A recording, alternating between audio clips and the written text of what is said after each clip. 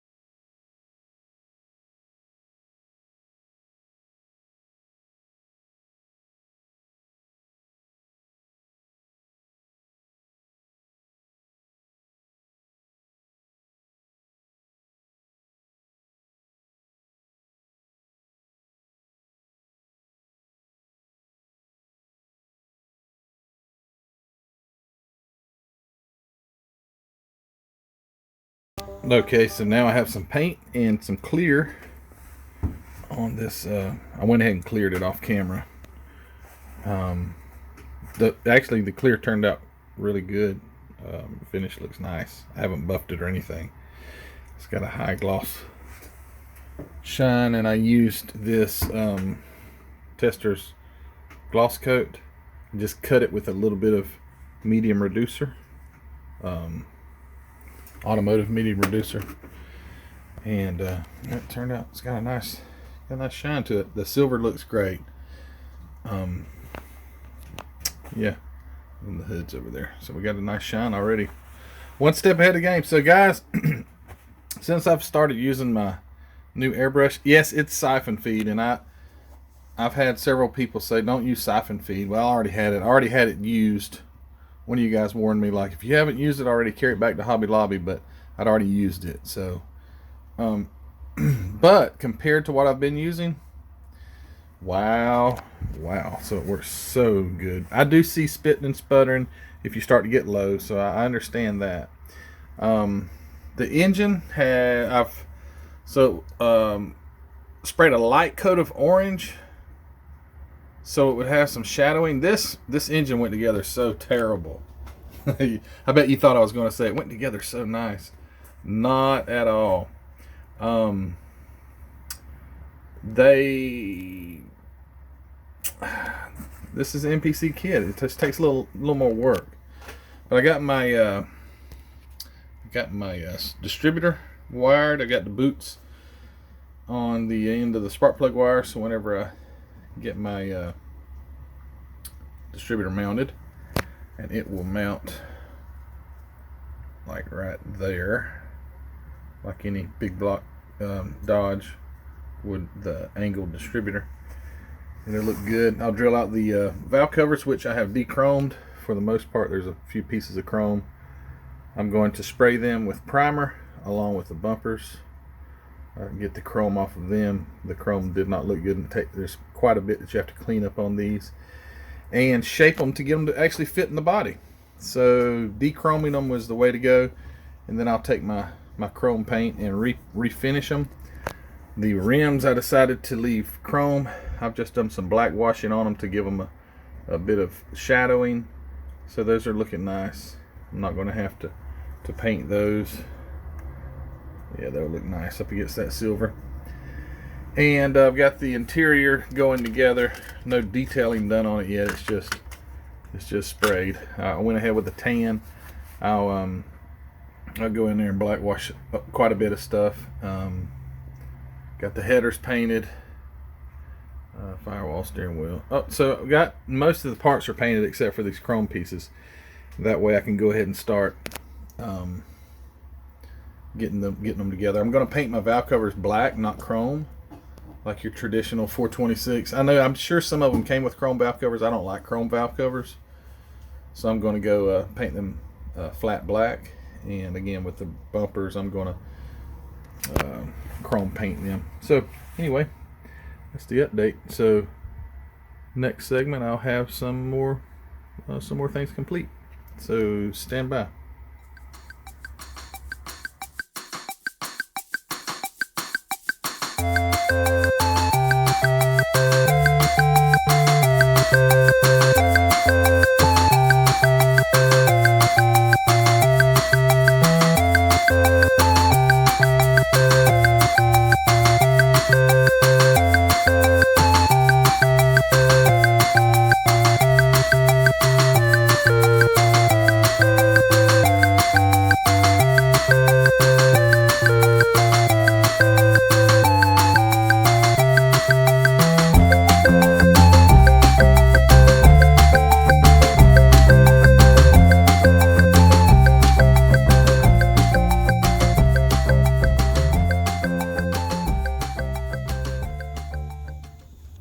Alright, so I'm going to go ahead and try to demonstrate how to do plug wires.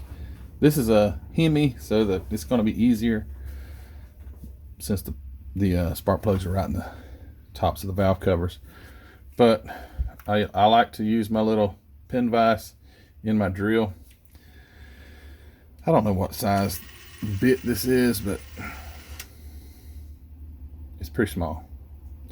It's the right size. That's what size it is. It's the right size.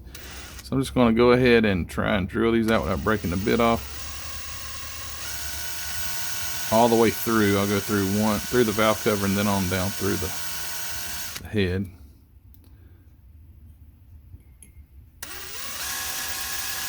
That way you have enough room to continue to, if your plug wire is too long, you can just stick it on down in there.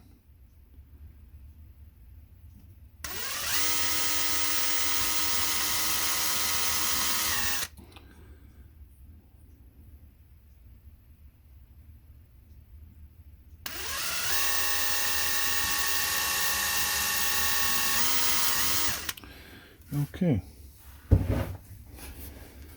so that's drilled. I've got this new camera mount, guys, and I know that it's not the best. I'm trying to get it where you can see. I've got better lighting now out here, so maybe I can lighten this up a little.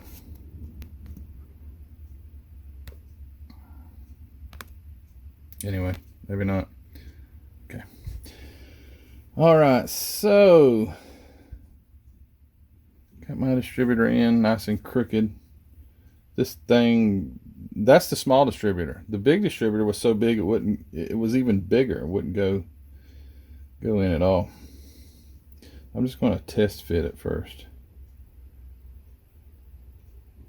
Get it in there. One wire. The thing with this Hemi is your plug wires come from clear over on that side of the darn engine, which I wasn't thinking about.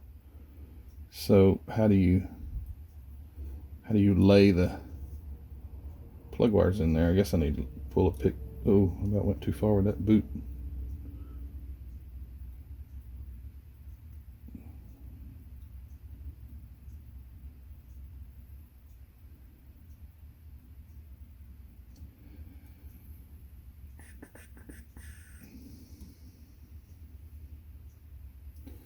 So there's where it will be, and then you'll want to route them together so that it will look, somewhat real. You don't want it to look like just threw some stupid wire on there. You want it to look like plug wires. So I know I don't have boots on my distributor. Sorry. It's just too darn much. It's a lot more to put them on the distributor. Did it one time. I don't have the right size wire. I think even this boot may be still just a little bit too big.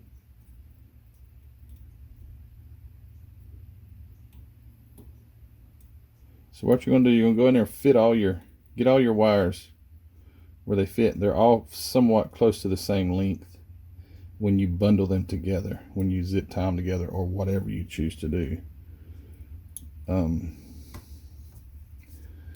Because you don't want one wire really, really long and one wire really, really short. So you want them all uniformed if it was just as if you had put them on your car. Now, I've seen guys that would put them on their car looking like that, but that's not the way I would want them. And I don't have any of those little boots, or the little retainers that hold your wires. Those are pretty cool. I've seen some photo etched, and they do look cool. So those two I'll put there, and then I need another one.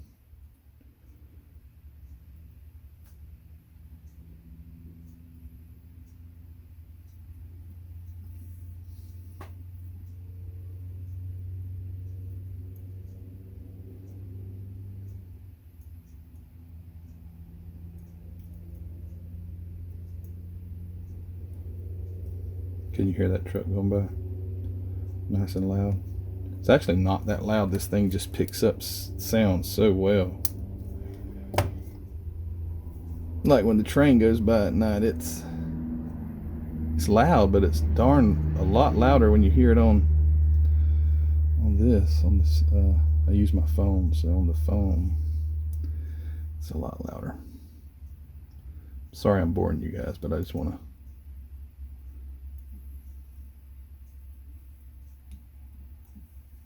get these test fitted before I use my new Bob Smith. It's too darn long. Bob Smith glue that I've just started using. I've seen guys use it for a long time, but I never bought any until here recently. And it is so much nicer than regular super glue. I don't know what they use in it. I don't know why it's different. But let me tell you what, it is some good stuff. It doesn't smoke it up. It seems to set, S-E-T, much quicker than regular super glue. And I really like it. All right. Now, like I said, super glue time. Clean the tip off. Alright, so it's this Bob Smith Industries Maxi Cure, and when I bought it, it came with the accelerator, the 2-ounce accelerator. I've had one of these. I have an old one. I used to build RC planes, and I would use it for, to set CA glue. Let me tell you what, it lasted forever. I've still got some. I just went ahead and got the new one when it came with this glue. But if you're interested in that, I do have a link, an Amazon link will be in the description if you want to go get you some. See, I made it easy for you. Alright, so I've got a little super glue on these first two. Take this thing, sit it right down in there and hold it just a second. See how nice that cured really fast? Or set, not cured.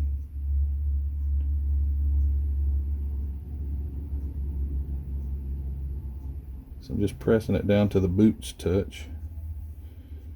I think that was number.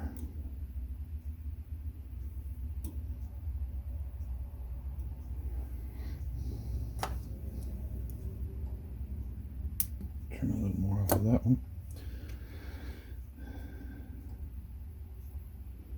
I'm not going to show you how I do the other side, because guess what? It's exactly the same way as I do this side. So we'll just get this one, and then you guys know what I'm going to do to the other side, so no need showing you. Okay, so this wire, some people do ask, what size wire is it? I have no idea what size wire it is. but I get it off of eBay, and it doesn't like give you a size from the place that I get it from. It doesn't say like 18 gauge or 32 gauge. It just says model car spark plug wires. So all right, so here's the accelerator. I'm about to shoot a little on it so I can go ahead and, there you go, just one little shot. And I don't try not to touch anything once I've done that, because I don't know if it will loosen the paint up or anything like that. So I try to not touch it, but boy, does it's done. I mean, it's set. And so when I'm saying that, it'll probably come loose now. So now what I want to do is get my wires looking real, if you know, at all, as real as possible. For some reason I've got one crossed here. So the idea is to make them sag and lay as if they had some weight to them. But if I just left it like that, it just looks ridiculous. So I'm going to take it out of the vise so you can see what I'm talking about. Okay, no, that doesn't look real. Is this not focusing? So yeah, it doesn't look real at all. But when we take our plug wires and gently form them and get them all together, I'll take and bunch them all together and tie them together as if it had tie wraps. But once we get them tied, bent, formed, held together, all these things, see, these wires in real life aren't stiff, they're pretty soft. So you want them to end up looking like they have flexibility and that they have weight. And this is not how I want them to end up looking. I'm going to continue to work on them. But that's how I put my plug wires in. If it were, you know, if it were a normal engine, I would have the headers, usually have the headers on so I could see exactly where to drill for the spark plugs. Like I say, because this is a Hemi, it's got them on the top and it makes it much easier. So that's how I do it. No, it may not be it's not the way some would do it, but like my distributor, I just drill a hole in the middle and I set all my wires in there, and it looks pretty good. When you want to really go scale, you know, getting the boots and putting them on the distributor, there are guys, and I've seen some of you guys, you even put the timing. I'm impressed. It's like I went and saw what the timing on a small block Chevrolet was, and I actually placed them on the distributor that way. And I'm like, wow, that's impressive, because I have a hard enough time just getting all the 8 wires in the darn distributor with just one hole in it. And you're sitting there doing all the timing order and all this. Hey, my hat's off to you there. But anyway, that was just a quick tutorial on how to focus a darn camera to see, okay, just to get them set, how I do it. Bob Smith glue, I highly recommend that you get some of that, because it works so much better. So I'm going to go ahead and tidy this up, get the other side plug wires ran, and we'll come back in a minute. Stand by. Alright, so I got the plug wires finished. Got the headers on it. Actually, it's a pretty decent looking little engine to be as difficult and as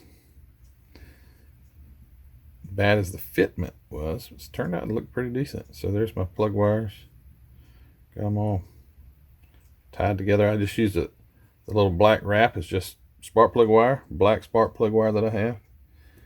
Got the interior almost complete, other than gluing the dashboard. I can't glue the dashboard until I get the windows in. And when I get the windows in, then I can fit it, because you never know when that when the window is going to hit the dashboard. Maybe I need to lower it or something like that. And now I'm doing this bare metal foil on this thing, and so I've already wrapped the entire windshield, including the windshield wipers, because they're going to be chrome as well. And I'm going to cut that out since I've got the entire front windshield wrapped. I'm going to cut it and see what I can do with that. So I wanted you guys to see this. This is like my third car that I'm foiling, and it's not hard. It's a little time consuming. And the blade here, I take the black Sharpie and paint it, and it does help a lot, because when you have a shiny silver blade on shiny silver bare metal foil, it's hard to see. So when you guys told me to try that, and it works good. So I'm going to just run this. See, where's a good place to start? The chrome on this is really narrow, so I'm going to start right here and try my best to follow a straight line, or at least the contour of the trim.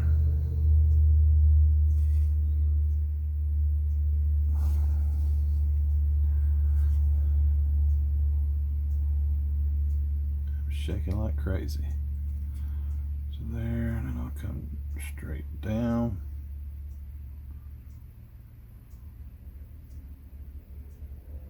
Try not to press too hard. You don't want to slice into your paint. I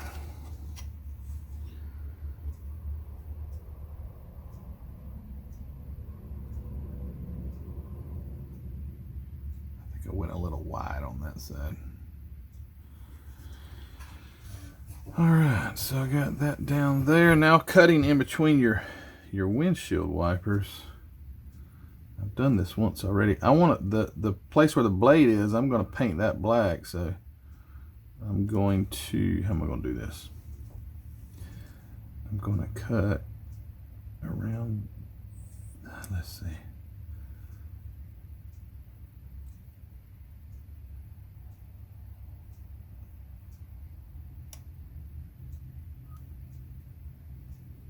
Guys, don't think I'm an expert at this. This is like figure it out as you go kind of stuff. I hope, am I right in the, I don't know if I'm right in the way of the camera or not, but I bet my hat was. I wear a hat all the time, and it may be getting in the way.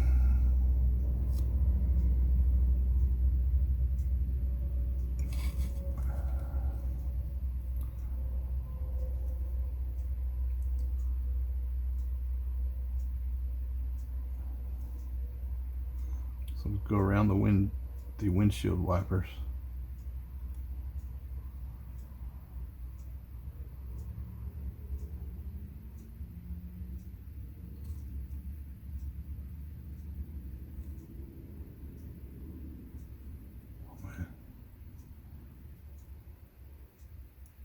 And you can always go back and clean it up a little bit more if you wish. And the way I'm cutting right now, I'm going to have to. I may just end up taking it off the windshield wipers if it doesn't turn out right.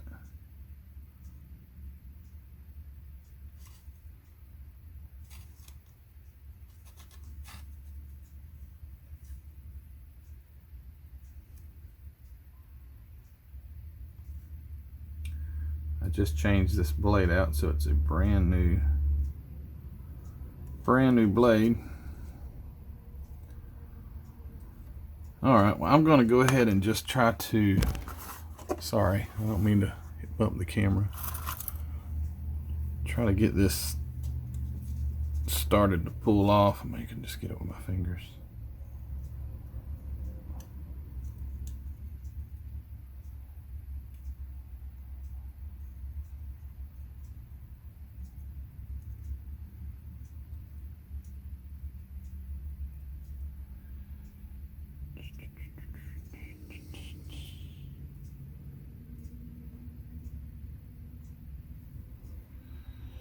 This stuff is so thin, it's hard to grab. And then it sticks all over your fingers so you can't get it off.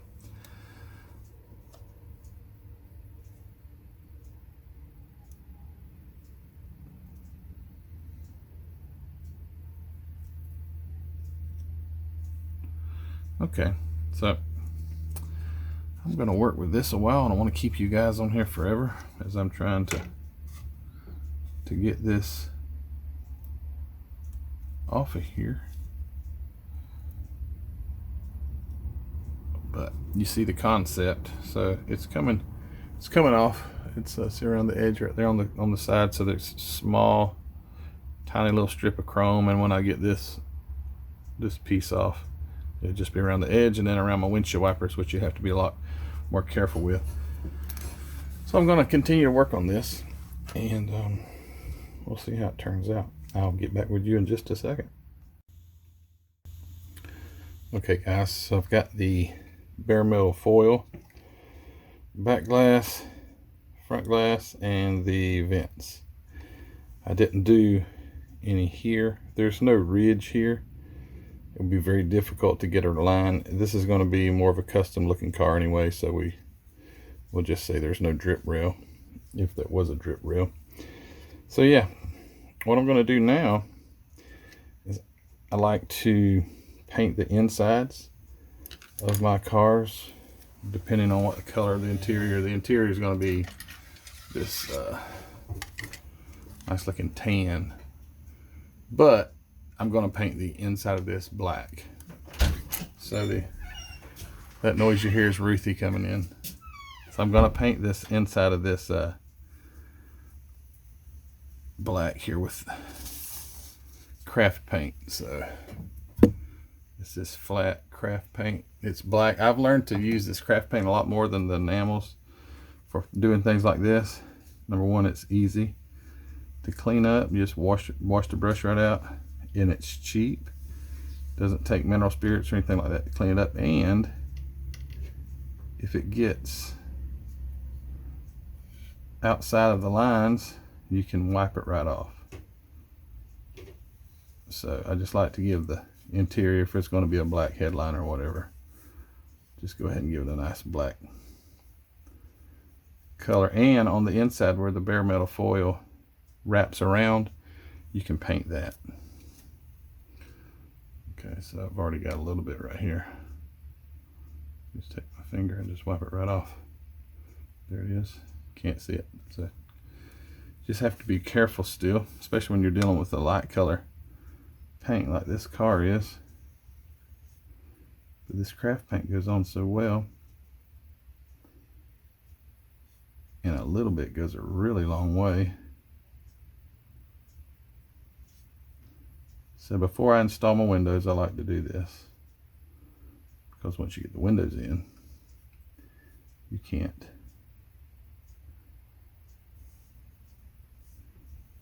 do this. And this craft paint also dries really fast.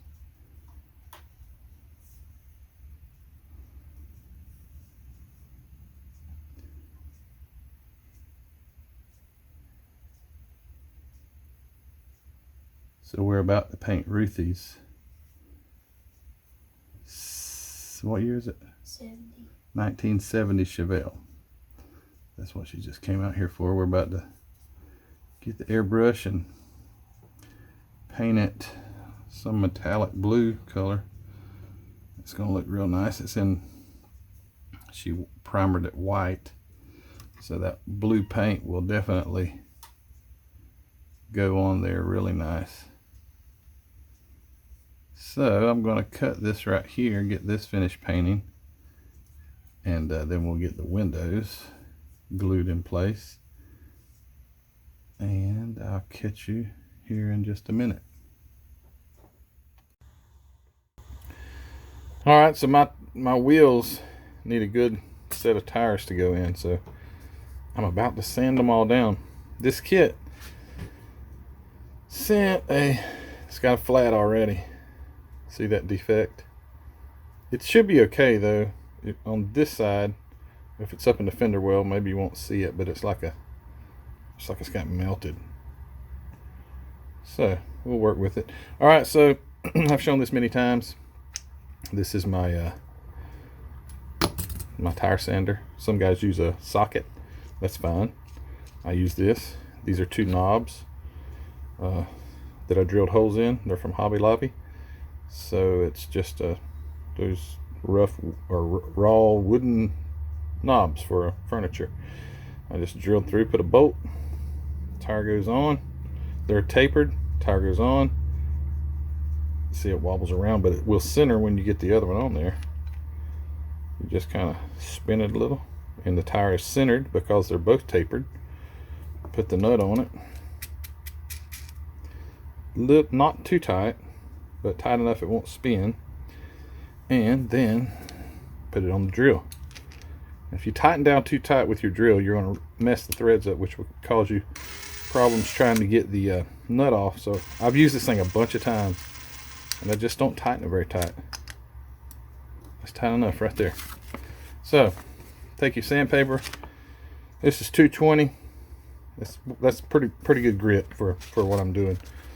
Spin it up.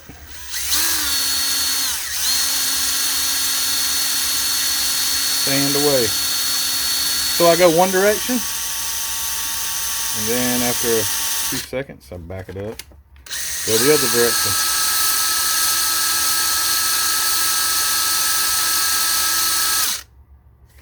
Then I like to take my fingers, give it a good rub down, get all that dust off. You can do the sidewalls if you want. You can take the paper, bend it, and just go right along the sides. I'm not going to do the sidewalls on this.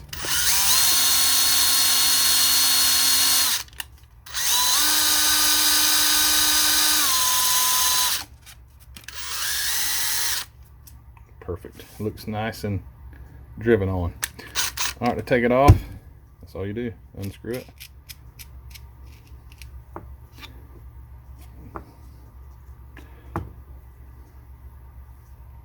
There's the difference. See how nice that looks? Looks like it's been driven down the road. This looks like a brand new tire. It's never been on the ground. This is really fast. If you want to use a socket, that's fine. This is just the way, again, that I've chosen to do it. And it seems to work pretty good for me.